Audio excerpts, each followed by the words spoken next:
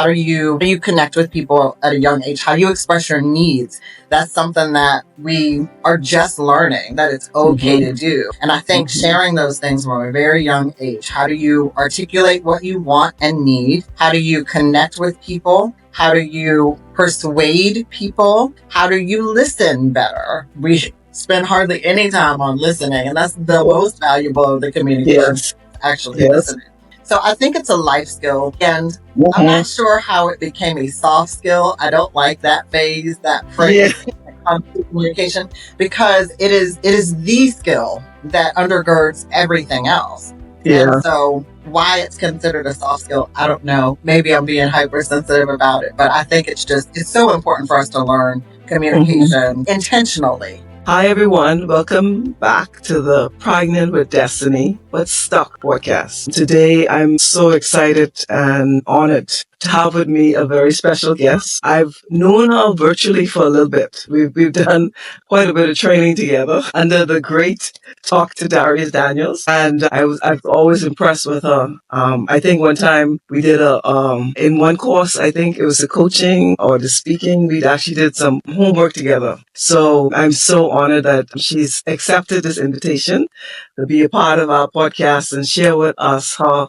expertise and her wealth of knowledge on communication skills. So very, very excited. And we're gonna start off with her introducing herself and telling us about her and all of the work that she's done and she's doing, and then we'll go into communication, all that good stuff.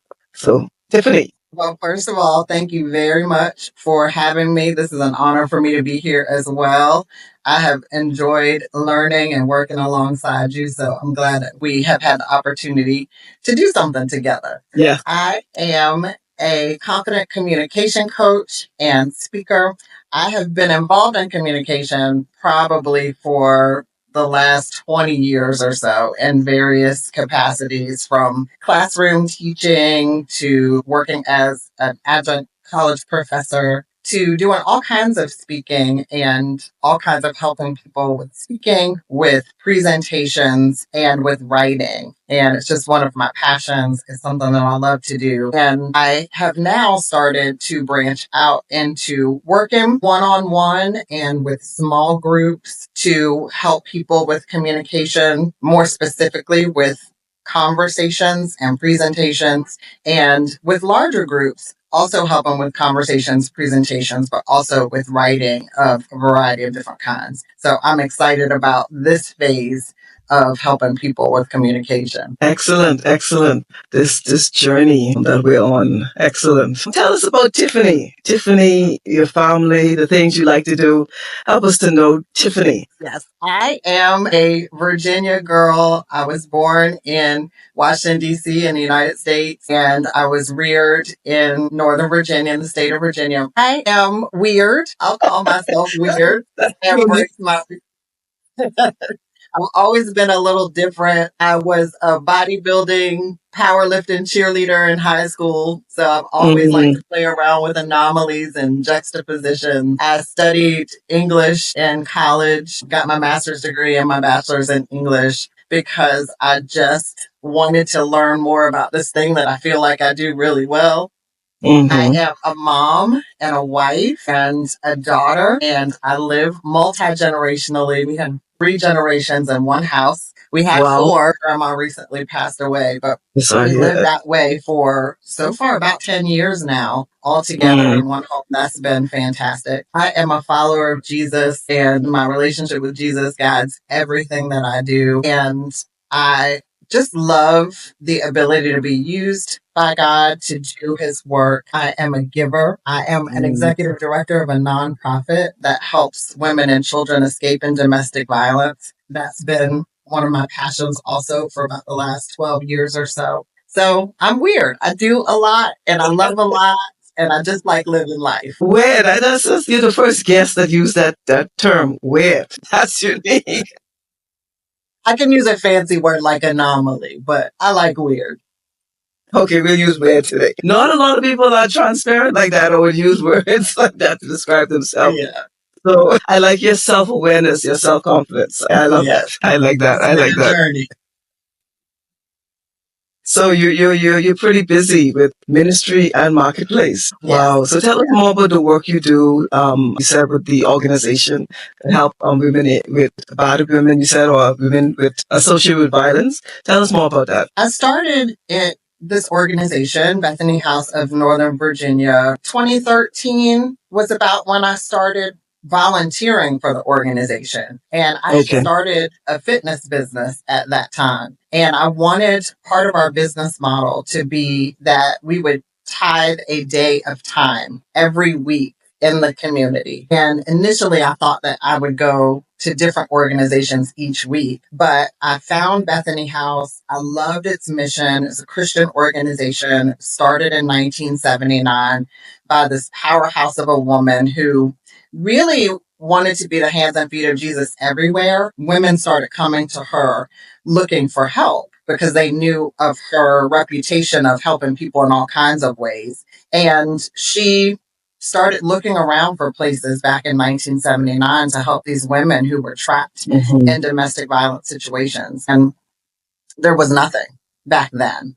And so she started taking women into her own home and eventually bought a house where she could shelter women who needed help and created this comprehensive program that helps women to get back onto their feet and rebuild their life after abuse. So I started as a volunteer in 2013, and in the middle of the pandemic in January 2021, the executive director at the time left suddenly. And because I had been here doing a lot of different things as a volunteer, I was asked to come and be an interim, and I'm still here. You're still interim. So it's just something I love to do. I've had the opportunity to help rebuild the organization and modernize it. And that has been a fun challenge. Wow, wow. It must be really heartwarming and enriching to help in that capacity. Absolutely. 100%. Wow. Wow, that's good. I'm really excited and pleased to hear that about that side of Tiffany. So what do you do to relax? What do you do to fun? What do you do? Let's hear that side of Tiffany. I like fun. I travel. I like to Okay. travel. I'm a foodie, so everywhere I travel, I like to eat. Mm, I like boxing as exercise. I really enjoy boxing. I like hitting things for an hour and not getting in trouble for it. That's really fun. I like doing things with my son. He's 18 now, so we're transitioning into a different phase of life yeah. where he sees me as an adult and sees himself as an adult. So that's been a fun challenge. But I like reading. I like watching movies. My guilty pleasure is probably reality TV.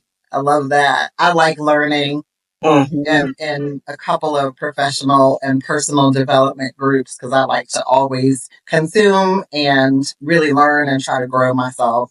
Spend time with my husband. We go on fun dates and we like to go for little weekend getaways and things like that. I love the spa. The spa, if I could go to the spa twice a week, I would do that. That's relaxing and fun to me. So I like to do a lot of different things. I like spending time with people. Good. Sound like you're big on self-care, taking care of yourself. 100%. Yeah, that's nice. Because, that's a struggle for us as women. We take care of everybody and everything. Yes. Yeah, we don't often keep that or carve out that time to focus on caring for us. So I'm glad to hear that Yes. you're doing that. I like boxing too. I used to do boxing. Yeah, Fun. yeah, it's it's pressure relieving. That's what I'd say. Yes. It relieves a lot of tension. So if you're looking for an exercise that can relieve a lot of stress and tension and pressure, punching something just does that. Yes. Yes. And it's empowering, learning the skill of boxing and learning the very technical aspects too. It's really empowering, especially for women. I love it. Something I fell in love with. I didn't ever know I would. Yeah. And it has been fun. I've been doing it for about 10 years too. So it's really been a cool boxing experience. Yeah, I enjoyed it. The time I did it, I stopped, but I need to get back on track. So you kind of encouraged me to rethink getting back on track. That's good. I'm gonna hold you to it. Yes. But yeah, boxing was really, really nice. So we got to know a little bit more about Tiffany, the fun side of Tiffany. Communication. Tell us about. So when we hear communication, most people think, I know what communication is. I do that well. But let's start ground zero. Define communication for us and why it's important. Communication in its very base form is the transferring of information, the transferring and receiving of information. It's not necessarily always through speech. Very often it is. But I believe everything communicates. Body language communicates. What you wear communicates. And so really it's about the transferring of information. Now, transformational communication is really about the trans of meaning. So when people come together and they transfer information, it's the meaning and the emotional connection that they create from the experience. So it's meaning. Yes. Dig a little deeper for us. Give an example of that. So there are times where information can be transferred. I like red, you like green. We have information, we have communicated. If you understood and I understood. But when you talk about transformational communication, what does that say about us? How does that make us feel? If we connect on the fact that we love the same colors and we have an emotional connection through that, and we believe that that tells us something about each other, now we're starting to move into transformational communication in those places where we're creating meaning from the information that has been exchanged between the two of us and making connections and making emotional connections and even making evaluations and judgments about the information that we're receiving. That's when you start moving into a layer of transformation. And those are the places where I get really excited about communication. I can hear it rising. I can hear it. Yes. I can hear Absolutely. Yes. So how does that relate to learning? Because that sounds a lot like learning, what you said just now. It is. It involves a lot of learning. It involves being aware of everything, because everything that we do is connected to communication. Every job, every relationship, communication is at the heart of it. And so it's something that we don't pay as much attention to, I think. And it's so crucial because it's connected to everything. But I think we don't pay attention to it because we just do it. We're born to communicate. Yeah. But it's so beneficial to really invest time in understanding how we connect with each other, how we're motivated, how our communication can impact the motivation of other people, how it can motivate us, how it can form relationships, how it can make more relationships difficult. Understanding those nuances of how we connect is so important. And it's something that I'm really passionate about helping people with, especially in these times where I think people are slower to listen and have a lot of defenses up, and people are becoming more aware of the traumas that they carry in their lives and how that's impacting them. To me, helping people to navigate that so that they can have better relationships is very important. Yeah. Because we live in a very, I call it really anti-social, because we're so on, we spend so much time on the social media, on our phones, electronics, and so you don't often think of transformational communication like you talk about it. So that's powerful. Is communication a life skill? Is that something that, and the reason why I say this, is it something that students in high school, young children should be taught? Because when you think about communication skills and learning communication skills, you think often on the job in an employment environment. So is that a life skill that everyone should know? Absolutely. And I think in this age, we have to be open to how we learn communication, and we have to be open to how communication is shifting because of the things that you talked about. We have these electronic environments like social media. They're not going anywhere. So now we have to figure out, what does communication look like in the 21st century and beyond? How do we use these avenues of technology to still make connections with each other, to still forge good relationships and positive relationships? I 100% think that those things should be taught from the earliest ages of childhood, even in very young ages. How do you connect with people at a young age? How do you express your needs? That's something that we are just learning that it's okay to do. And I think sharing those things from a very young age, how do you articulate what you want and need? How do you connect with people? How do you persuade people? How do you listen better? We spend hardly any time on listening, and that's the most valuable of the communication. Yes. Actually listening. So I think it's a life skill, and I'm not sure how it became a soft skill. I don't like that phase, that phrase when it comes to communication, because it is the skill that undergirds everything else.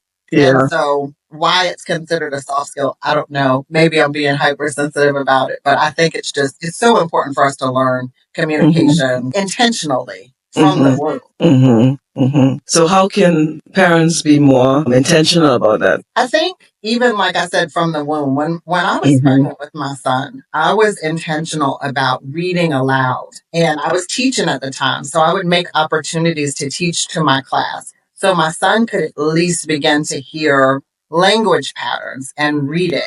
And then at a very young age, continuing to read before he could even talk or before he could communicate back to me in the way that you communicate when you speak. I would read. I would make sure that I would show him my facial expressions to let him know what different facial expressions look like so he could begin to gather that. Those kinds of things are very important enough. We do them naturally. Very often when we're talking to our babies and we're talking to children, we change the volume and pitch of our voice. We change our inflections. We speak softer in certain instances. We speak firmer in others. And so we start to do those things. But I think being more intentional when we do them, and even talking to our kids about why our voice changed or why our face changed, I think those things can be really helpful to help young kids and children to develop their communication skills. And then that should transfer into them in their relationships, into Absolutely. work as well. Absolutely. As you know, we often hear in relationships, in marriage, relationships in general, that communication is a big challenge. Why do you think that's so? Is that just because we didn't learn it when we were younger? I think it's a couple of things. I think we learn a lot of communication in school. I think we learn it through a very academic lens.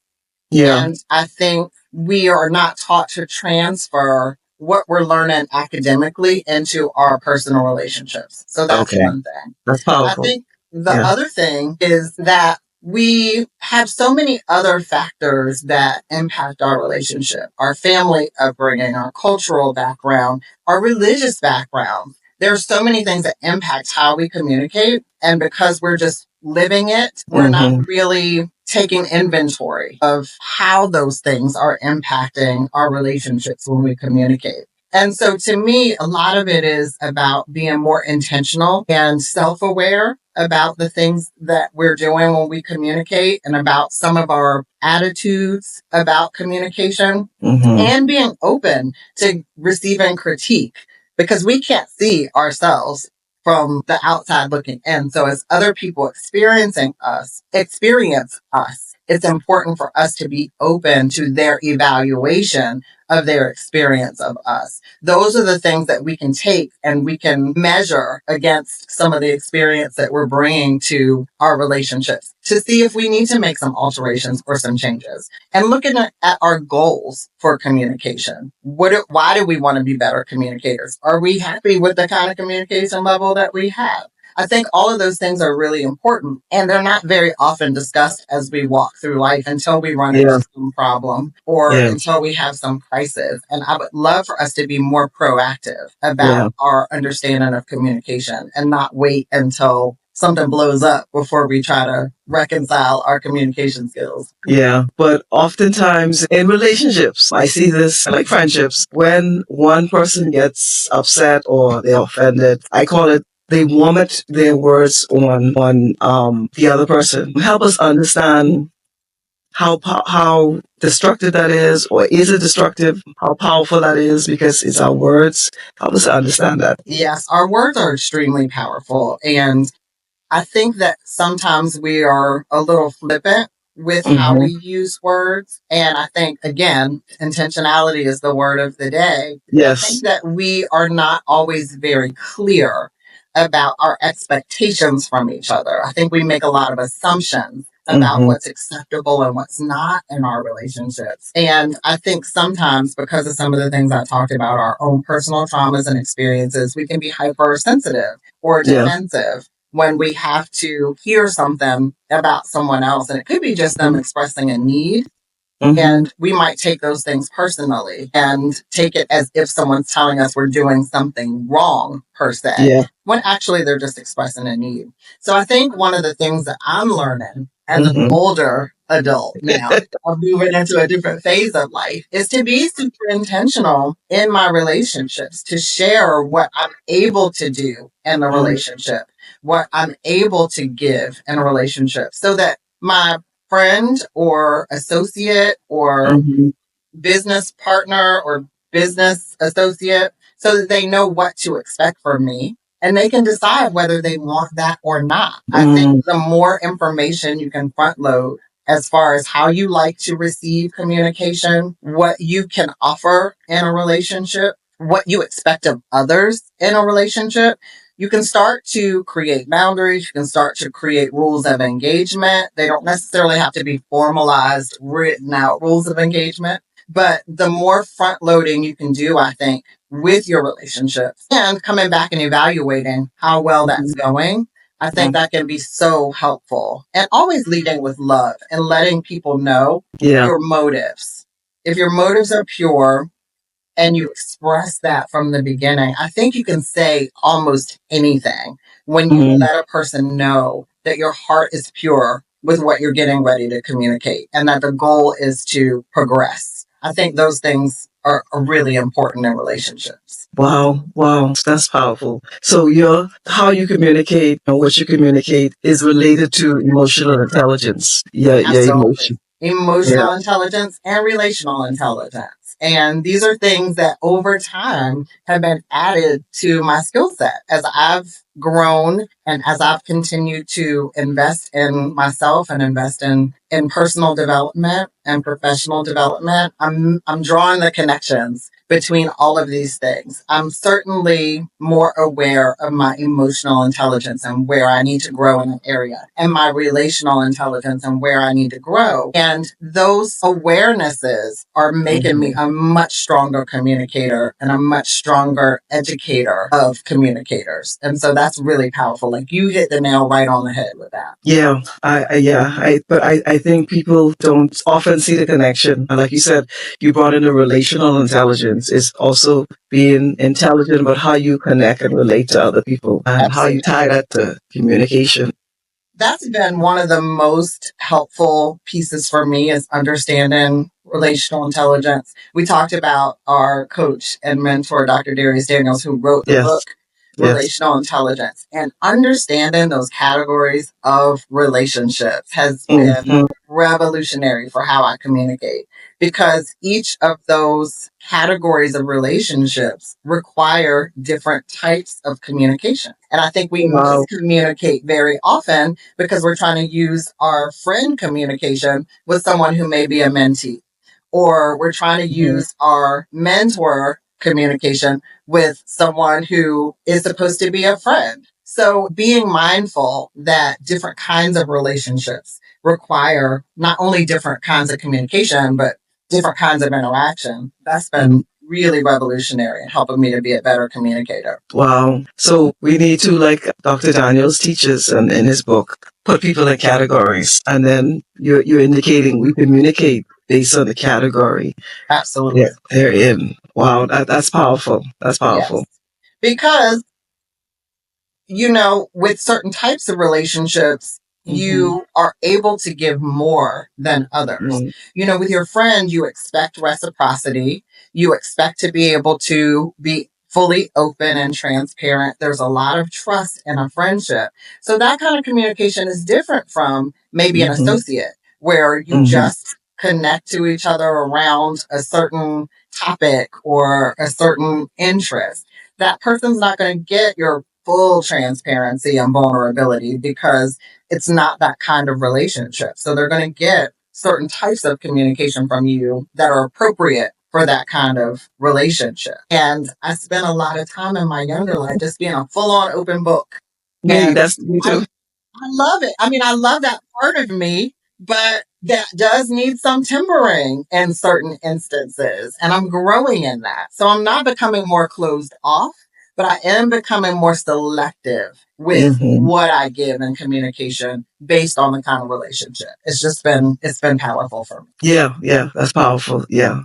So how do you help people accept that, that you're a friend, you're an associate, you're a mentee? I think it doesn't have to always be explicitly and expressly communicated. Okay. I think that if there comes to a point where there's a lack of clarity in the relationship, I think then you have to say, this is what I can offer you in this relationship. You don't necessarily have to use the word because some people are sensitive about the words. Like you're just my associate.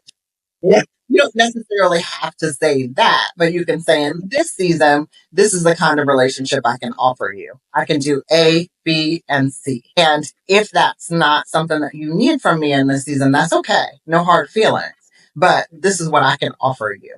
And I think that level of clarity people respect, for one. And number two, it just draws clear lines for how to play the game, for lack of a better term. It draws clear rules for engagement when you have that level of communication and openness and honesty. Yeah, I like that. So you brought up another key point, I think, to help people with communication of our audience. So communication is also connected to boundaries. Yes, absolutely. I think understanding and boundaries in a couple of different ways. You keep using those buzzwords that I love. Boundaries in a couple ways. So there are relational boundaries. These are boundaries as far as how we interact in our relationship. But I think there are also language boundaries. And I think that you can even internally decide what the limit is to what you'll say to a person or what you'll even receive from a person. There are certain relationships that you're in, especially in male-female relationships. There are certain things that you'll accept from a female saying to you, if you're a female, that you may find inappropriate to accept from a male counterpart. And so even understanding your language boundaries and what's acceptable to you and what's not, and asking people what's acceptable to them. Some people don't want to be called by a nickname. Something that simple is something that is worth understanding as far as a communication boundary, which is also in some ways a relationship boundary too. Yeah. And so understanding where those doors are and those gates and that perimeter is really important in so many different ways, and being open about that. I think that we don't talk freely about what our boundaries are. And boundaries aren't negative. It just teaches us how to interact with each other, how to respect each other. And I think the more that we're open in our communication about those boundaries, I think we're more successful in our relationships and in our communication. Excellent. Excellent. I like that how you connect them. Yeah, very good. Very good. You said earlier you probably challenged with that we just focus on communication in terms of soft skills.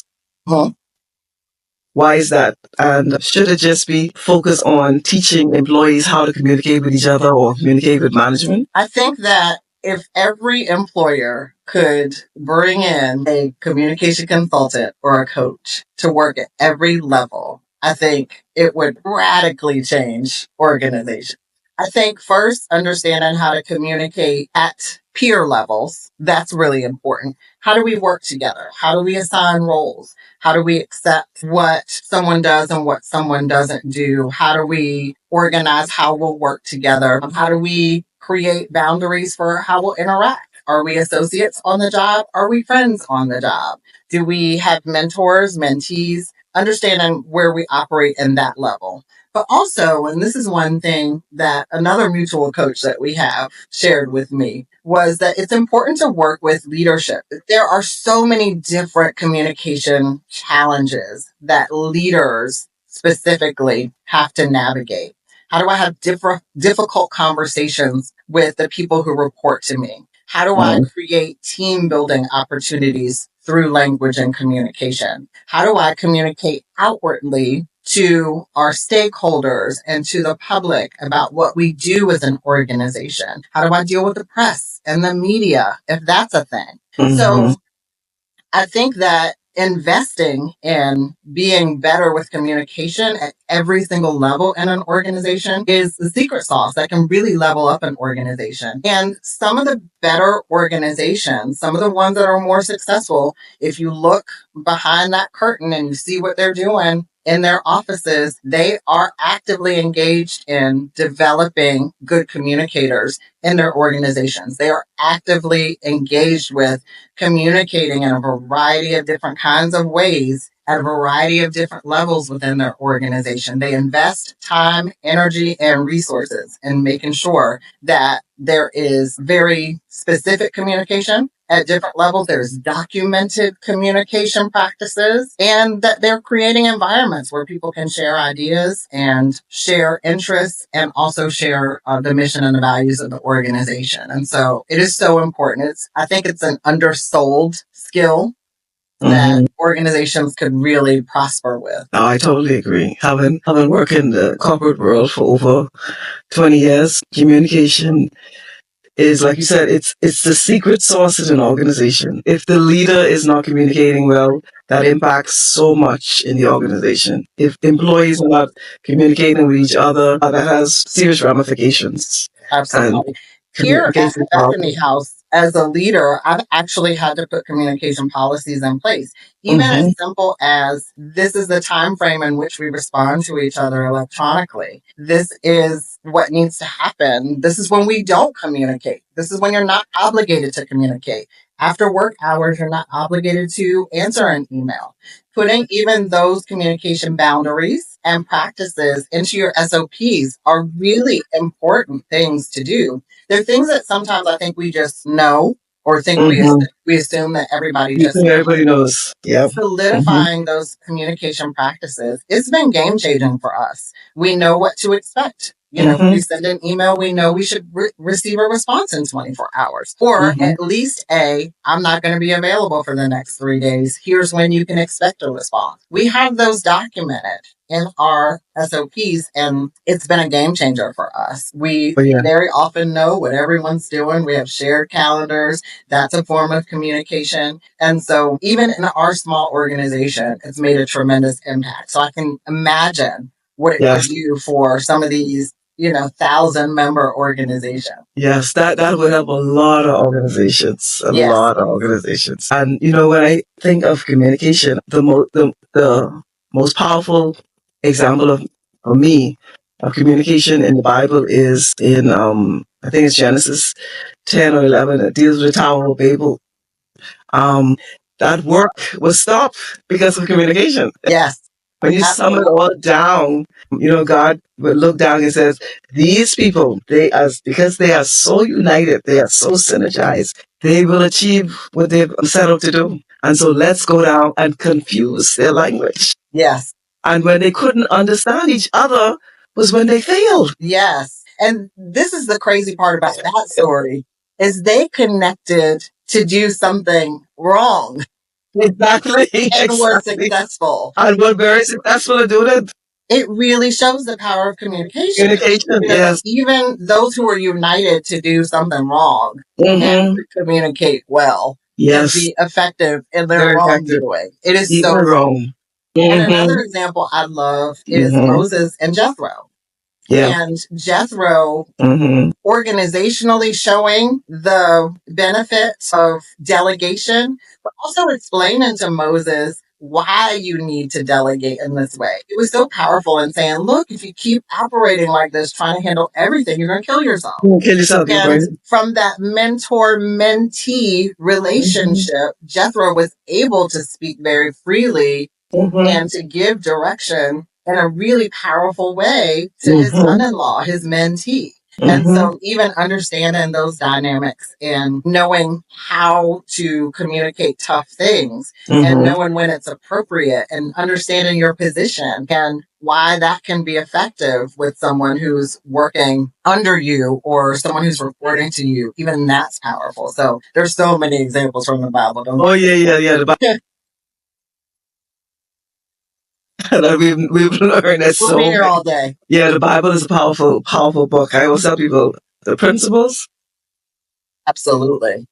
And communication again in an organization is also important with when to do it. And I always used to tell persons that when I was in HR counsel and coach, I would say, you have to know when to communicate and how to communicate. Because oftentimes and let me give you an example, when someone tick you off or upset you, and the Bahamas we say tick off, or upset you in an email, and you just, again, emotional intelligence, you just get all up in your emotions and you just blast them an email. And you say stuff that in the moment you really didn't intend to put in an email.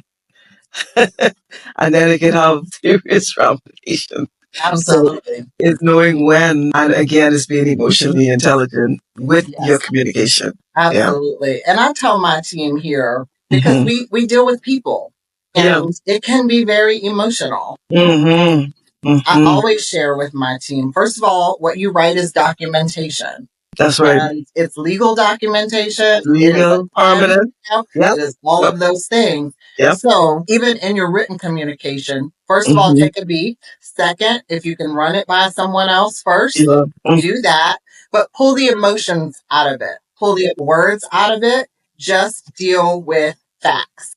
And that has been very helpful to me. It's been helpful to my team. It's been something that I think is also something really important in the workplace and in our personal lives. I mean, exactly. We all even had text messages that went on for hours, lighting someone up, or social media exchanges. And it really is about going down, being more emotional intelligent. Why am I feeling the way that I'm feeling? Is it possible that I perceived something different than what is the truth? And then what is the best possible response that's going to get me the best result? And when you do things in the moment, almost always you're not going to do it right. So taking a breath, if you can even give it 24 hours, give it 24 hours to at least get the physical aspect of your emotions out of your body so that you can respond in a different way that's the game. Yeah. And before we get into your coaching, you said something powerful. Even with, and in this age we live in, even with texting and voice notes and all that stuff, we have to be careful how we communicate, because those mediums, even though they're good ways of communicating, they don't often, sometimes for me, I see, convey what you really mean in the moment or what you're trying to say. And so do we have to be careful with those types of communication, those communication tools? We absolutely do. And something that I recommend that sometimes I get a little pushback about because it seems a little juvenile is emojis. The use of emojis can replace a facial expression or a facial cue that you don't get because you lose it in a text.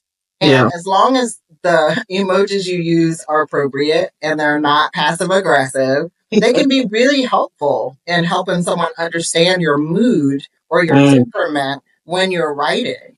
And so they can seem immature because they're these cute little cartoon little things. But I think that can be really helpful in replacing what's missing, which is those facial cues that you get when you're having a face-to-face interaction. But it's really important. And my mother, she's famous for this. She's a baby boomer. And so she will do text messaging and technology to a point. But she'll say that if we're texting 4 and 5 texts after a while, I'm just going to pick up the phone and call because something can get lost in the translation if they go too far into this. And I think that's wise. I think that's really wise. If you're starting to get to a place where you're not fully understanding the written communication, because I think written communication is harder than verbal communication. It's a more difficult medium. And so absolutely, if you feel like you're running into a place where you need a phone conversation or Zoom, I think you need to stop and say, hey, can we pick up a phone and call? What's a good time for you so that you can convey the message that you need to convey? Yes, I totally agree. Because when I sense the person is upset or offended or emotional in their text response, I put a pause. I said, let's find a time when we could talk. Let's Yes. find a time when we can have a verbal conversation, because I've learned in the past that texting back and forth, it doesn't always convey the message, or it doesn't help with for me, I think, proper communication, especially when there's a lot of emotions flying. I think that's one of the things that we have to be careful with in this technological age. Yes. I Yeah. read somewhere that our communication is only about 7% words. And so if all you're using is words, you're missing 93% of the tools that you need to communicate. You're losing Wow. tone of voice, you're losing inflections, you're losing body language. And so you have to be 100% sure of how you're writing. And you can't be 100% sure, because even if you intend a thing, it could be received differently. And there's so many different nuances with language that can be miscommunicated in writing. And, we're from two different countries. There are certain things that you say that I would be completely clueless about, and vice versa. So those things are very important to consider. 100%. Yeah, 100%. Yeah. If I start talking to you about Junkanoo and conch fritters, you're like, no, I love conch fritters. I'm gonna put that out there. I've been to the Caribbean a couple times. Okay. I'm a well, you had Bahamian conch fritters, so there's a difference now. Okay. Okay. Look, noted. Next time I go back. Yeah. You need real Bahamian, the real conch fritters is in the Bahamas. I love it. Yes. Yeah, you're right. Cultural differences, all that impacts communication. Yes. So tell us about the work you do in terms of coaching people in communication. Is it just a certain age group? Is it a particular area? How do you add value to others in terms of communication? It happens to be that I have typically worked with older millennials into Gen X and younger baby boomers. So anywhere between late 30s to maybe early 70s has been my pocket. It's a pretty big range, but in that age group, I find that people are understanding. They've had enough experience to know how communication has positively and negatively impacted them in a variety of spaces, whether it's in their personal relationships or professional relationships. I have tended to work with people who are going through major life transitions. Okay. And are at a place where they're doing a lot of self-discovery, and they understand that perhaps their communication has been something that has contributed to some of their more negative experiences with others. And they are now getting into a space where they want to be better communicators for their personal relationships. I'm also seeing that people are making these transitions in their professional lives. Some are moving from their 9 to 5s and transitioning into entrepreneurship, or they're moving up the ranks in their corporate jobs. And they understand that the skills that they had for the level they were on are not the skills that are going to suit them in the level that they're going to. So I help people primarily with conversations, with presentations, because a lot of people now have to do presentations, whether they're virtual or live, and with writing. And writing is something that people, unfortunately, have had lots of bad experiences with from childhood that they've carried into their adult life. And so they don't even attempt it anymore. And they need even some coaching around mindset as it relates to writing as a form of communication. And so I help people in those areas really to develop their own personal style of communication, to understand the nuances of their communication, and to formulate strategies and frameworks for communication that suits the different needs that they have in their lives. Excellent. That's a heavy mantle. Heavy. Yes, but it's the one I love. It's the one Excellent. So what advice do you give to the young professional? They're, like you said, they're elevating, they're moving up into their career, or they're leading an organization, their church, and they want to go to the next level. They want to level up. And like we said, communication is an extremely important part of that. What advice would you give to them in terms of how do they do it and why it's important, all that good stuff? For younger people, I very often emphasize the importance of listening, and listening without judgment, and coming to conversations being open to learn. Some younger people, not all, have an idea that they have it figured out. Once they got it, this is the way it is. I've got it figured out. I'm rolling with it. And so helping them to shift their mindset around the possibility that there could be many ways to understand a thing. And the best way to figure that out is by having ears open. Another thing with younger people is also helping them to understand communication multi-generationally. And this also happens with older generations down, that different generations communicate and value communication different. And so if you're a young person and you want to move up in the ranks, most of the people that have those leadership roles are older. And there's a way that they like to be communicated with. There's a way that they like to feel respected that is really important to understand.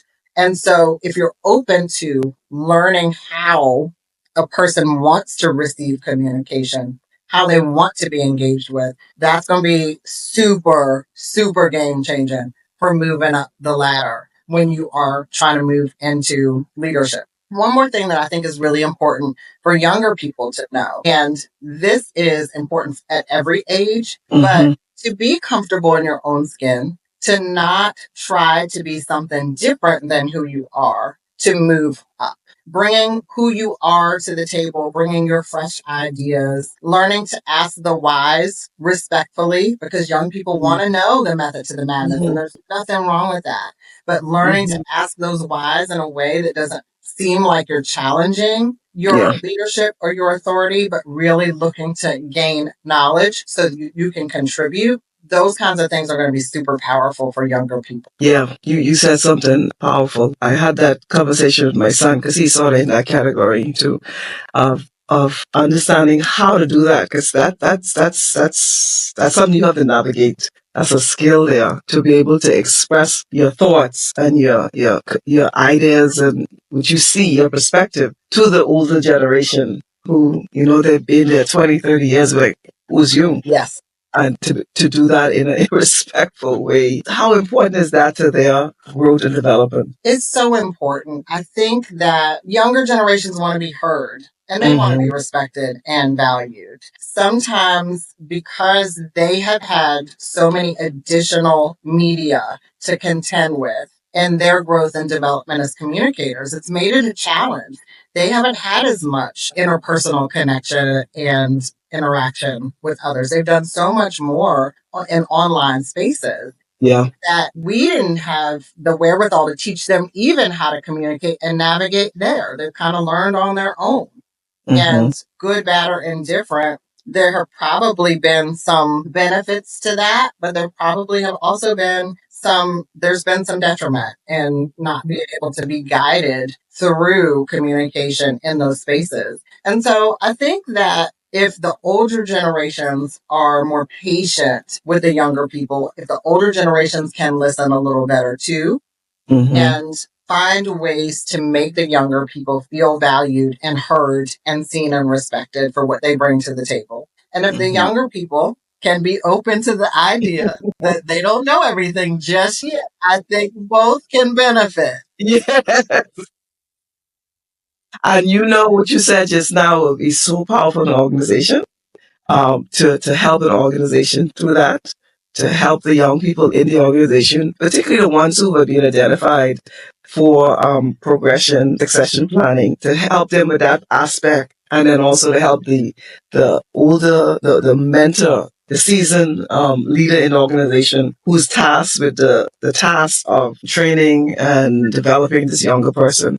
To coach both sides, coach both of them through that process. And you know where I learned that in the greatest level of clarity was when I was the classroom teacher. The school is probably one of the very few places where you will have such a wide range of age groups working at the same level. When I taught ninth grade English, my team leader was 22 or 23. I was probably nearing 40 if I wasn't 40 already. And the oldest person on our team was getting ready to retire at 60 and some change. And all of us were working on one team with a leader that was younger than all of us. And so discovering, I did a lot of coming alongside our team leader who was young and sharing that if you want to communicate with some of the older people on our team, there's a way to do it. They're not going to go watch a YouTube video to learn the new song that's come out. No. You're going to have to take your time with them. Give them a manual. They like reading manuals. Yes, exactly. Give them more time. They're going to master it, but they're going to need more time, and they want you to leave them alone while they master it. They'll come back and they'll know it better than all of us. And so understanding those nuances, even then, of how people communicate differently based on their generation was really helpful to me. And it was helpful to me in mentoring my team leader in that day. So it's really important for organizations to understand the nuances of intergenerational communication. That in and of itself could be a powerful tool because we have more adult generations alive now than we have at any period in modern history. Yeah.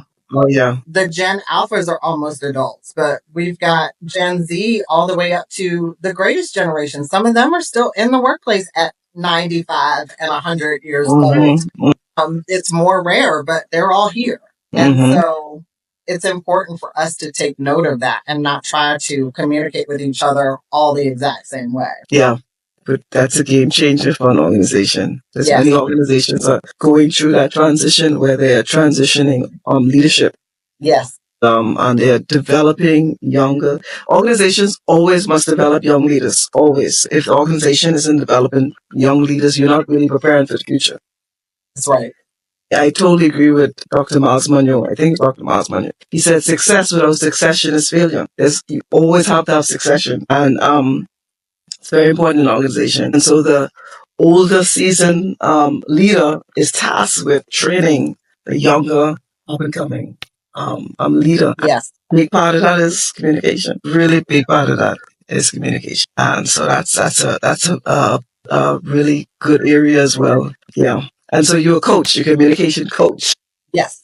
And so we'll wrap up with this. How important is coaching? Why would someone look at coaching, communication coaching? I think, as I mentioned before, because communication is tied to every single thing that's important in our lives. To me, it doesn't make sense to not try to grow in that area because it's so valuable. No matter what skill set you have, no matter what your area of expertise, you will always need some form of communication in order to operate at a high level. And so to me, if it's a valuable necessity, it makes sense to make sure that you're investing in becoming better at communication. No matter what your field, no matter what your industry, no matter what kind of relationship, it's important to make sure that you're investing in your communication. So it's investing in your growth. It's absolutely. It's investing and you're leveling up. And leveling up and growth is part of life. Yes. If you want to elevate in anything, you have to level up. And I often tell persons when I do training, Joseph had to level up. David had to level up. I always use biblical examples because they're so rich to get to. And you see that all throughout the Bible, God levels up people. When he took the children of Israel out of Egypt, took them through the wilderness, that was a leveling up season. You have to level up to get to become, I think Myron Golden says, is to become the person who could do the thing that you want to do. You have to level up, you have to grow. Absolutely. And coaching is one of the tools that can help us to level up and help us to grow. 100%. And, I use the word investment because there is a return. Yeah. And with communication, there's almost an instant return. Yeah. When you invest in being a better communicator and you use tools and skills and frameworks and practices of communication that are leveled up, you'll see almost an instant difference in how you feel about yourself, the results that you get from other people that you're engaging with. It changes almost immediately. It's been one of the most impactful investments I've made in myself is to continue to grow as a communicator. It's helped across the board in every area of my life. Yeah. Yeah, it has me as well. For me, it's a big part of, I do training, I do teaching, coaching is a big part of that. Communication is like you said, the secret sauce. That's it. And you often find, going back to the corporate world, the business world, that the persons who can communicate well are the ones who excel. Yes. Yeah. Even if they don't have the academic or the intellectual, and this is something I've seen, even they may have less of the academic or the intellectual or IQ, because they can communicate so well, they excel. Absolutely. Absolutely. And organizations that have a culture of good communication are better organizations.